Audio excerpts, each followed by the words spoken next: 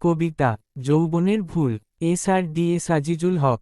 যৌবনের যে ভুল সারা জীবন কাঁদায়, সে ভুল রব ভুলে মানুষে মন বাঁধায়। স্রষ্টার প্রেম ছেড়ে রূপের মায়াজাল, শেষে দেয় শুধু দীর্ঘশ্বাস আর হাহাকার।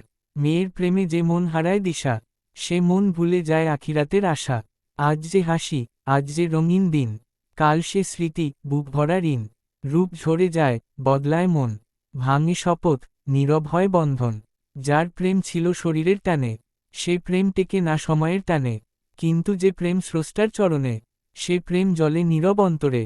কান্নাও সেখানে ইবাদত হয়, ভাঙা হৃদয়েও শান্তি রয়। মানুষের প্রেম ক্ষণিকের ছায়া, আলো নিভলে হারায় মায়া। আর রবের প্রেম অনন্ত আলো, অন্ধকারেও দেখায় ভালো। তাই যৌবনের আবেগ, যৌবনের প্রাণ, সমর্পণ করো স্রষ্টার দানে। যে প্রেমে নেই আফসোসের সুর, সে প্রেমেই জীবন হয় পূর্ণ, হয় নূর।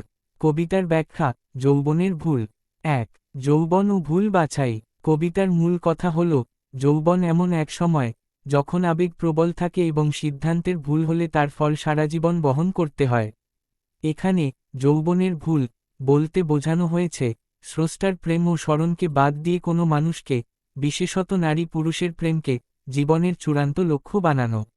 ২. স্রষ্টাকে ভুলে মানুষের প্রেমে আসক্তি। রব ভুলে মানুষে মন বাঁধায়। এই পংক্তি বোঝায়, যখন হৃদয়ের কেন্দ্রে আল্লাহর পরিবর্তে মানুষ বসে যায়, তখন সেই প্রেম ভারসাম্য হারায়। মানুষের প্রেম সীমাবদ্ধ, পরিবর্তনশীল ও শর্তসাপেক্ষ, তাই তা স্থায়ী শান্তি দিতে পারে না। ৩. সাময়িক সুখ, দীর্ঘ আফসোস। কবিতায় দেখানো হয়েছে, মানুষের প্রেম শুরুতে হাসি, রং ও আনন্দ দেয়, কিন্তু সময়ের সাথে সাথে তা স্মৃতি ও বোঝায় পরিণত হয়। এখানে বুকভরা ঋণ বলতে মানসিক কষ্ট, অপরাধবোধ ও অপূর্ণতার ভার বোঝানো হয়েছে। ৪. রূপ ও শরীর নির্ভর প্রেমের ভঙ্গুরতা। যে প্রেম রূপ বা শরীরের আকর্ষণে গড়ে ওঠে, তা সময়ের সাথে টেকে না। যৌবন ফুরলে রূপ ঝরে যায়, মন বদলায়, শপথ ভেঙে যায়। কবি এই অংশে দুনিয়ার প্রেমের অস্থায়িত্বকে জোরালোভাবে তুলে ধরেছেন। ৫. স্রষ্টার প্রেমের বৈশিষ্ট্য। এর বিপরীতে কবি দেখিয়েছেন স্রষ্টার প্রেম, যেখানে বিচ্ছেদ নেই, প্রতারণা নেই।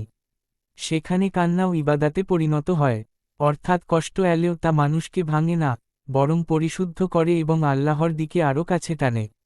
৬. ক্ষণিক ছায়া ও অনন্ত আলোর তুলনা। মানুষের প্রেমকে ক্ষণিকের ছায়া, আর স্রষ্টার প্রেমকে অনন্ত আলো বলা হয়েছে। ছায়া আলো নিভলে হারিয়ে যায়, কিন্তু আল্লাহর প্রেম সব অবস্থায় পথ দেখায়, সুখে ও দুঃখে সমানভাবে। ৭. মূল উপদেশ।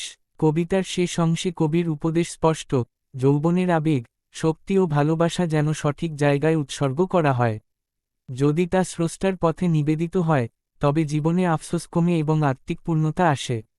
সারসংক্ষেপ, এই কবিতার মূল শিক্ষা হল, মানুষকে ভালোবাসা স্বাভাবিক, কিন্তু স্রষ্টার প্রেমের ওপরে মানুষকে বসানোই জীবনের সবচেয়ে বড় ক্ষতি।